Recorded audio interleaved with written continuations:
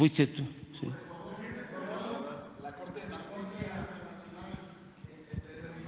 No van a emitir medidas contra Ecuador tras el asalto a la embajada en México, presidente. ¿Qué opina? Son medidas cautelares, todavía no termina el juicio. Medida cautelar es que no invada la embajada.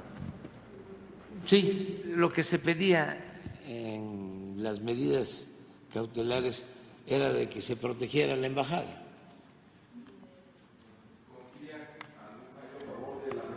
Yo pienso que sí, nada más que va a llevar tiempo. Y es importante el que quede el presidente para que nunca más se vuelva a violar el derecho internacional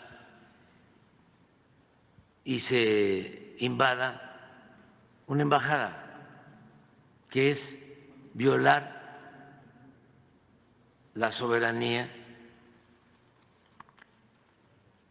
de un país.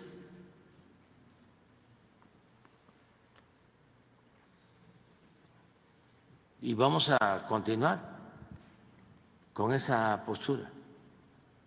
Presidente, ¿no va a decir que había disposición de abrir el diálogo con México? ¿Esto sería posible o no? Nosotros no estamos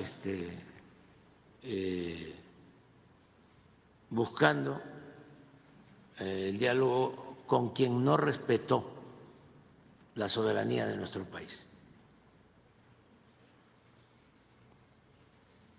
Esto ya está en la Corte Internacional y allá se va a resolver.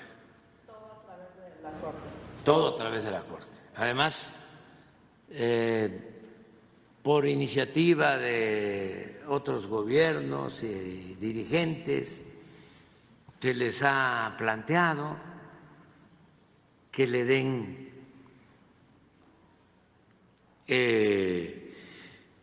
la libertad al ex vicepresidente, que se le había concedido asilo, se le tiene concedido asilo en México, y no les ha importado. Sí, dijo que esta posibilidad de hecho no estaba para ellos contemplada. Sí, pues tampoco está contemplado para nosotros mantener relaciones si no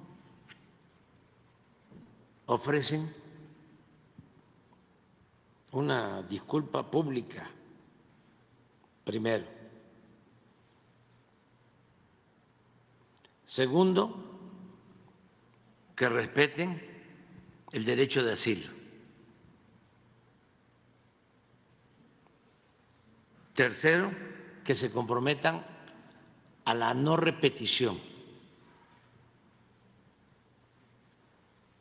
Y cuarto, que es lo que estamos planteando en la Corte, que cualquier gobierno que actúe como lo hicieron en Ecuador, se le expulse de Naciones Unidas.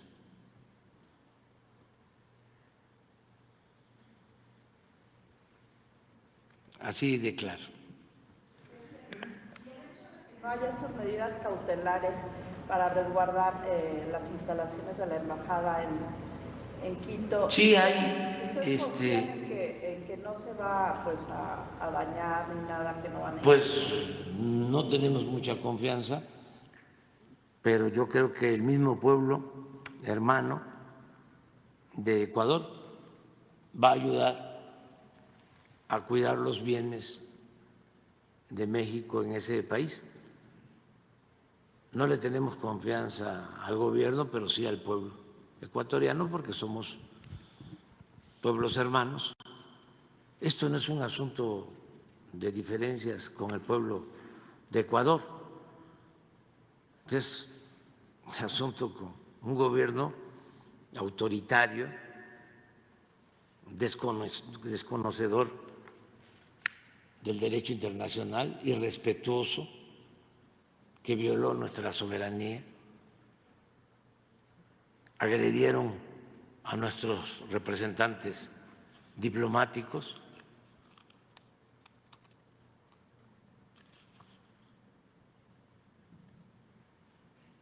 y ya no es, repito, el tiempo de antes, en que se permitía que se humillara a México o a su gobierno. Ayer fuimos muy claros con el señor Blinken, con lo de Vulcan,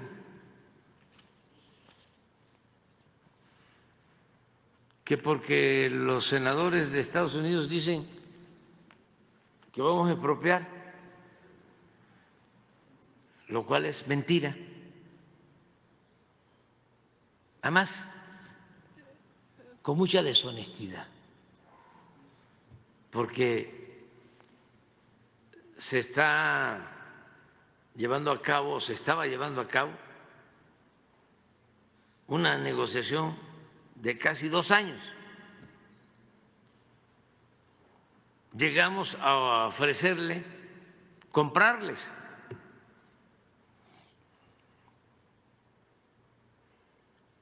Teníamos ahí una reserva de 2, 3 mil millones de pesos para que el área impactada se aprovechara en algún programa ecológico, turístico, y que el resto, que es la superficie mayor de selva, casi 2.000 hectáreas, pasaran a formar parte de una reserva natural protegida. Pues, ¿qué hacen los que supuestamente defienden el ambiente y tienen el discurso del cuidado para evitar el cambio climático? Dicen, no, vamos a seguir explotando la grava y la arena del paraíso mexicano para usar la grava y la arena del paraíso mexicano en la construcción de las calles y de las carreteras de las ciudades de Estados Unidos, destruyendo nuestro territorio. ¿Pero quién les permitió eso?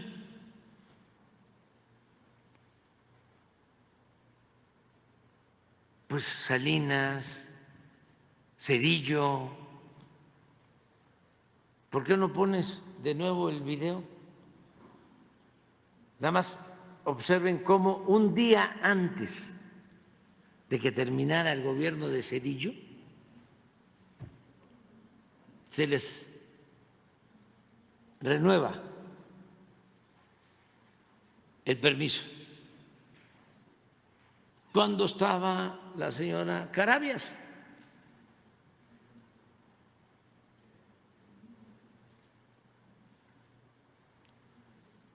que pues son de los apoyadores, ¿no?, del bloque conservador,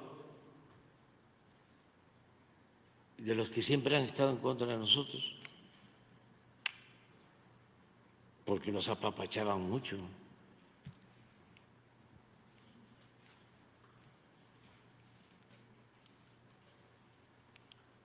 Entonces, no es a cualquier costo. A México se le respeta. Nosotros queremos tener muy buenas relaciones con todos los pueblos, todos los gobiernos del mundo, pero no somos colonia de ningún gobierno extranjero.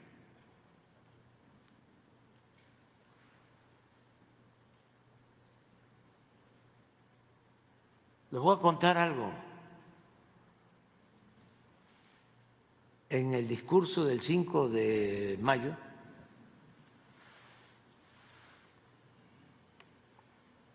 en conmemoración de la batalla de Puebla, pues a veces improviso, hago mis discursos porque no estoy acostumbrado a leer o a decir algo que yo no escriba. Por eso tengo que aplicarme un poquito más, porque hago todos mis discursos. Y trato de no repetirme y decir cosas importantes, sobre todo que nos ayuden a entender esta nueva realidad que estamos viviendo. Entonces, me salgo del discurso y digo lo que ya he planteado en otras ocasiones, que se tiene que mantener la relación con Estados Unidos en lo económico, que nos necesitamos mutuamente, que es necesaria la integración. Además, que ya son 40 millones los mexicanos que viven y trabajan honradamente en Estados Unidos y que somos vecinos y que queremos una política de buena vecindad. Solo que se debe de comprender que no somos colonia de ningún país extranjero, que México es un país libre, independiente, soberano. Y le agregué, no somos colonia ni queremos ser colonia ni de China, ni de Rusia, ni de Francia, porque era el 5 de mayo, ni de Estados Unidos. Entonces, pasa el tiempo, pero esto fue una improvisación. Y lo digo de manera muy respetuosa. Y además, esto ayuda mucho. Me manda una carta o un recado el embajador de China, haciendo referencia al discurso, que como había yo hablado de que no íbamos a ser colonia de ningún país extranjero, porque México ha sido de los países más invadidos en el mundo y nuestra soberanía ha costado muchas fatigas y vidas de nuestros antepasados. Entonces no es cualquier cosa. La independencia de México se conquistó, se fraguó con la participación heroica de nuestro pueblo. Por eso lo de los niños héroes y de muchos actos de heroísmo, la batalla de Puebla, la defensa del puerto de Veracruz,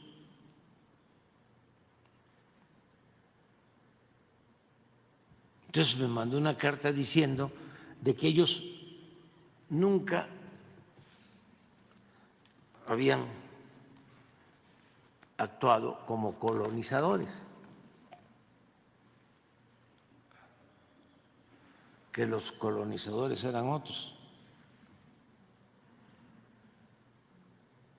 Entonces les tuve que poner una carta extensa.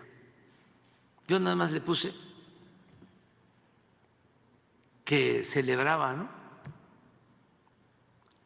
que mantuvieran esa postura de no buscar ser colonizadores,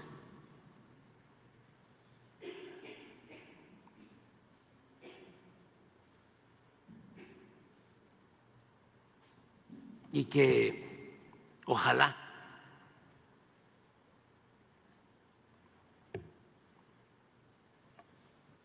eso se mantuviese con el tiempo,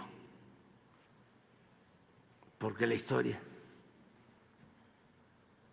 todavía no termina.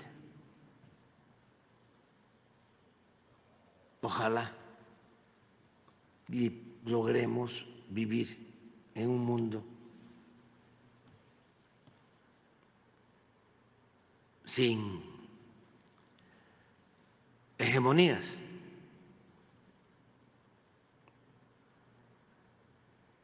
Pero es aceptar eso, muy bien, con todo respeto a todos los pueblos. Nada más que nos costó mucho. Imagínense, 300 años de dominación colonial, luego varios intentos de reconquista de España. Apenas se va logrando la independencia y vienen los franceses con la llamada guerra a los pasteles, 1838, porque usan como pretexto que teníamos una deuda con ellos y ahí incluyen, creo que 10,000 pesos o 100,000 pesos que reclamaba un pastelero francés de Tacubaya que había perdido en un zafarrancho en su negocio. Y por eso a esa intervención se le conoció, a esa guerra, 600,000. La guerra de los pasteles. Pero la verdad era que Francia quería convertirnos de nuevo en colonia, aprovechando de que ya se había ido España. Luego viene el gran zarpazo, la primera invasión estadounidense, que nos quitan más de la mitad del territorio. Para los jóvenes, California era de México, Arizona era de México, Nuevo México era de México, Texas, que ya se había anexado, también era de México. 9 estados de la Unión Americana.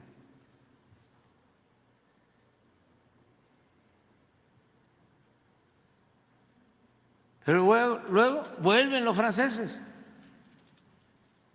Por eso la batalla de Puebla de 1862. Y se están como 5 años. 30,000 soldados franceses. Y el pueblo resistiendo. Pero para bendición de México se tenía a un presidente patriota, el presidente Juárez, que no se rindió, no claudicó, fue perseverante hasta que se restauró la República. Pero todavía,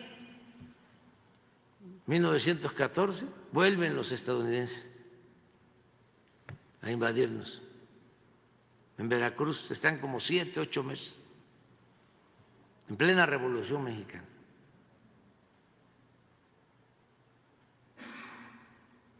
Y luego viene algo que ya hemos visto aquí, cambian de estrategia en Estados Unidos.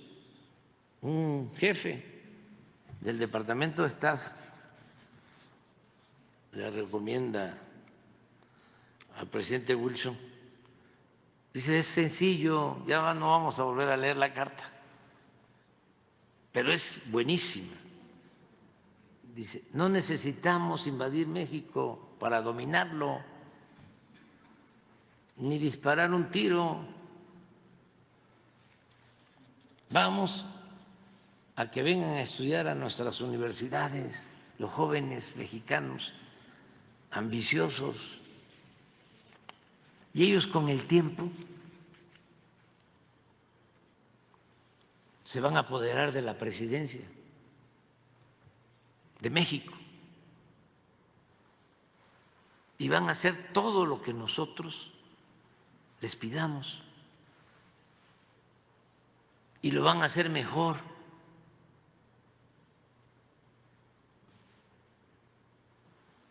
Pues se cumplió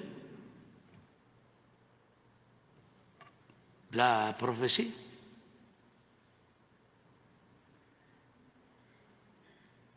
Nada más que este pueblo que es indomable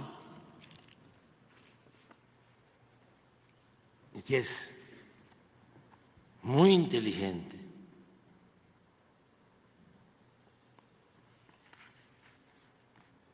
dijo, basta, no queremos eso. Y empezó una transformación nueva, que es la que se está iniciando, se están sentando las bases, y por eso a veces da dolor de cabeza, pero no es en vano, porque es un cambio, una transformación que hacía falta. Íbamos a terminar muy mal si no se hubiese dado este cambio. Hubiese sufrido mucho el pueblo y nos hubiesen absorbido por completo desde el extranjero. Y ahora tenemos nuestra economía fuerte, nuestro pueblo cada vez tiene más posibilidades de contar con bienestar, de estar bien, porque eso es bienestar, estar bien, y somos independientes. Pero miren esto, que se permitía en la época de los neoliberales corruptos y no se denunciaba. ¿Ustedes creen? Ya no hablemos de los pseudoambientalistas de México, los que se oponían al aeropuerto, los que se oponían a la construcción de la refinería, al Tren Maya, al Tren Falla, como dice Ricardo Salinas, que está enojado, ya se le va a pasar. Pero bueno, ¿ustedes creen? Ya no hablemos de los ambientalistas de México, hablemos de los internacionalistas. Greenpeace, ¿creen ustedes que hicieron algo por esto? Nada, porque ese es otro asunto que hay que revisar, así como hay que revisar todo lo que tiene que ver con los medios de información en el mundo, porque el New York Times y el Washington Post y el Wall Street Journal y el Financial Times, y ya ni hablemos de las cadenas de radio y de televisión, que no informan, que manipulan, que están al servicio de las grandes corporaciones. Así se tiene que hacer una revisión de todos esos organismos internacionales que tienen que ver con la ONU, los que supuestamente defienden derechos humanos, los que supuestamente defienden medio ambiente. Hay organismos para todo a nivel internacional. Y muchos viven, pero muy bien de eso. Claro, por eso existen las llamadas organizaciones no gubernamentales y los gobiernos muy influyentes destinan presupuesto porque así cooptan a grupos supuestamente independientes de la llamada sociedad civil. Bueno, aquí hemos hablado ya de cómo el gobierno de Estados Unidos está financiando a la institución de Claudio X González y de la señora Casar, que se llama México a favor de la corrupción, ¿sí? Y no dicen nada, porque los están financiando, ellos lo saben, ni modo que no lo sepan, para que nos estén atacando a nosotros desde Estados Unidos. Porque si no fuese como lo estoy diciendo, ya no les estarían dando ese apoyo, que además es una actitud injerencista de parte del gobierno de Estados Unidos. Porque ¿por qué ellos van a estar financiando a una oposición, a un gobierno legal, legítimo? Es como si nosotros nos metiéramos a financiar en Estados Unidos a una asociación para que esté denunciando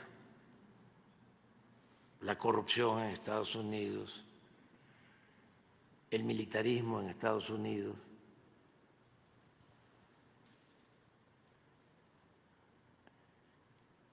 los graves problemas que ellos tienen. Pero nosotros somos respetuosos. Pero el señor Blinken te metió en esto. Decir, esta es una empresa de Estados Unidos y la quieren expropiar y así pues van a ahuyentar la inversión. Yo les pregunto a los mexicanos, ¿ustedes quisieran que fuese como antes, de que les concesionaron más de la mitad del territorio nacional a las empresas mineras, sobre todo canadienses, para destruir nuestro territorio? Porque un dato, que esto no lo van a escuchar en Televisa o lo van a ver en Televisa, ni en las mesas de análisis. Desde que estamos no hemos dado un permiso para explotar minería a cielo abierto. ¿Saben qué hicieron las empresas mineras canadienses en la época de Fox? Acabaron con el cerro de San Pedro.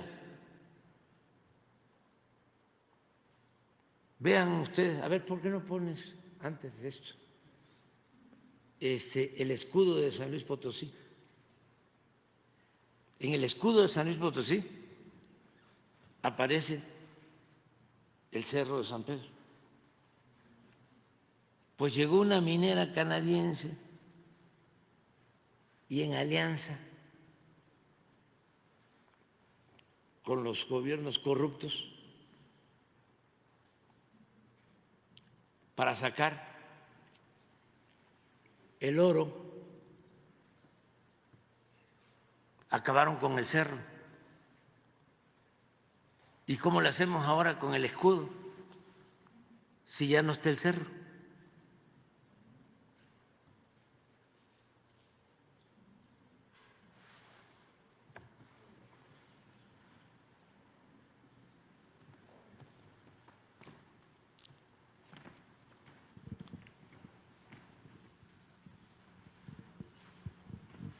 Esto ya no existe.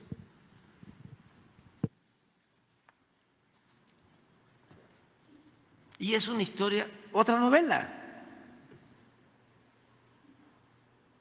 Porque aquí asesinaron al presidente municipal.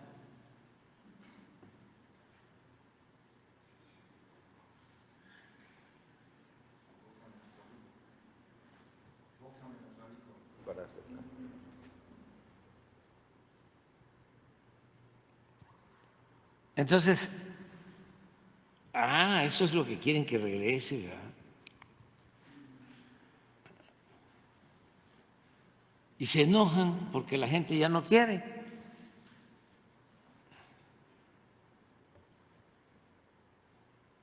Ya no quiere eso. Ni lo que vamos a ver ahora, porque a lo mejor ayer no se vio bien. Y se quedaron cortos, ¿eh? Lo tienen que arreglar bien porque está peor que esto, lo que hicieron. Ustedes tomaron, ¿no?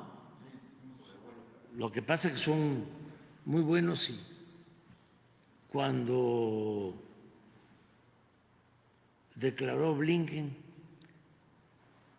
le dije a Jesús, prepara un video, porque lo vamos a requerir, y en horas estaba el video.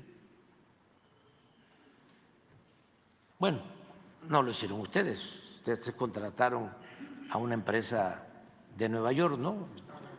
Sí, para Premio Pulitzer. un premio Pulitzer, para que viniera a hacer. A ver, pon.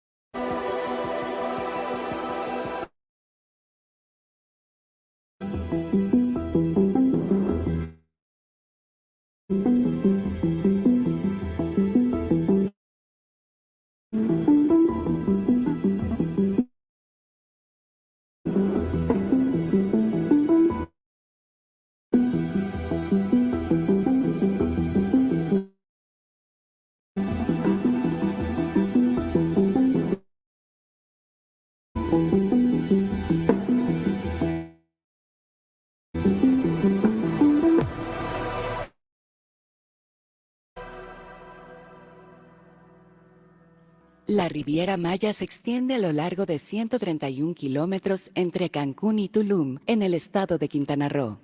A finales de los años 60, el gobierno mexicano declaró de utilidad pública las tierras comunales de la Riviera Maya, y tras la inauguración del aeropuerto de Cancún en 1976, se detonó el desarrollo y la vocación turística de la zona. Sin embargo, estas tierras son ricas también en piedra caliza, mineral de gran potencial económico, del cual se deriva la cal, el carbonato de calcio y el cemento, por lo que otra industria puso interés en ello. La empresa que se frotó las manos por las reservas de piedra caliza en Tulum fue Vulcan Materials Company, la mayor productora de agregados pétreos para la construcción en Estados Unidos, principalmente de piedra triturada, arena y grava. Para evadir el artículo 27 sobre el dominio directo de los recursos naturales y su explotación, Vulcan Materials se asoció en 1986 a Calizas Industriales del Carmen, Cálica, fundada por Grupo ICA, empresa mexicana que vendió en 2001 la totalidad de sus acciones a Vulcan, que se quedó como dueña absoluta del negocio, operando bajo la figura de una filial con un nuevo nombre, Sactún. De las más de 2.400 hectáreas en manos de Sactún, hoy no se tienen cifras exactas de cuánto material pétreo extrajo durante 35 años de sobreexplotación. Tampoco se ha podido determinar el daño provocado a los distintos ecosistemas interconectados que conviven en el Caribe mexicano. Según la investigadora Cecilia Elizondo, se trata de una cadena sistemática de impactos, pues la remoción del material no solo afectó a los ríos subterráneos que tienen conexión con áreas del mar, sino a su vez dañó a los manglares, que sirven de refugio y como zona de desove de especies importantes. Esta controversia tiene origen en 1986, cuando la Secretaría de Comunicaciones y Transportes, la Secretaría de Desarrollo Urbano y Ecología y el Gobierno de Quintana Roo otorgaron a Cálica la primera autorización para la explotación de roca caliza por debajo del manto freático en un predio de 1.200 hectáreas denominado La Rosita. El proyecto fue autorizado sin determinar un plazo de vigencia ni volumen de explotación específico. Fue como un cheque en blanco para extraer material de nuestro país. Para expandir las operaciones de su proyecto, Cálica obtuvo de parte del gobierno de Quintana Roo, en 1996, un nuevo permiso para explotar piedra caliza por encima del manto freático en otros 2 predios, el Corchalito y la Adelita, que suman 1.251 hectáreas de superficie. El 30 de noviembre del 2000, un día antes de culminar la administración de Ernesto Zedillo, el Instituto Nacional de Ecología, dependiente de la Semarnat de Julia Carabias, autorizó por 20 años la explotación de roca caliza por debajo del manto freático en los mismos predios. Tras varias visitas de inspección realizadas por la Profepa en 2017 y 2018, se determinó que la empresa Cálica realizó un aprovechamiento de roca caliza mayor al autorizado en superficie y temporalidad, por lo que se le impuso una clausura y sanciones administrativas. La transnacional presentó un juicio de amparo contra la clausura de su área de extracción y de la intención de habilitar una administración portuaria en sus terrenos. El 3 de enero de 2019, la estadounidense Legacy Vulcan registró su demanda de arbitraje ante el Centro Internacional de Arreglo de Diferencias Relativas a Inversiones, acusando a México de causarle pérdidas sustanciales e impedir la operación normal de sus inversiones, además de provocar varias controversias en el marco del Tratado de Libre Comercio de América del Norte. Vulcan acusa al gobierno de México, al de Quintana Roo y al de Playa del Carmen de afectar sus inversiones al cambiar el uso de suelos de los predios que tiene en propiedad, lo cual impide continuar con la extracción de material pétreo. Por todo ello, la compañía estadounidense reclama una compensación de más de $1.500 millones. Aunque el actual gobierno ha intentado negociar con Vulcan, sugiriendo cambiar su giro para establecer un complejo turístico y la operación de una terminal portuaria, la empresa continuó extrayendo material pétreo, mostrando una indiferencia total tanto a la autoridad como al daño ambiental que sigue provocando en la zona. La explotación de material pétreo ha provocado la pérdida definitiva e irrecuperable del subsuelo, alteración de la presión del acuífero, amenaza la calidad y pureza del agua subterránea y representa riesgos de hundimientos y fracturas del subsuelo. Por esta razón, la Profepa acudió nuevamente a principios de mayo de 2022 a verificar las actividades que realizaba la empresa y el 5 de mayo colocó de manera preventiva sellos de clausura en materia de impacto ambiental y cambio de uso de suelo en terrenos forestales. No más abusos a cargo de compañías que sin pudor devastan ecosistemas y esconden la mano, argumentando sustentabilidad para una región y una comunidad que en nada o casi nada se ha beneficiado de la extracción de piedra caliza, pero que sin duda va a resentir los daños provocados por los abusos de Vulcan y Sactún y la inacción de gobiernos que actuaron en franca complicidad. No más devastación ni saqueos. Ahí está.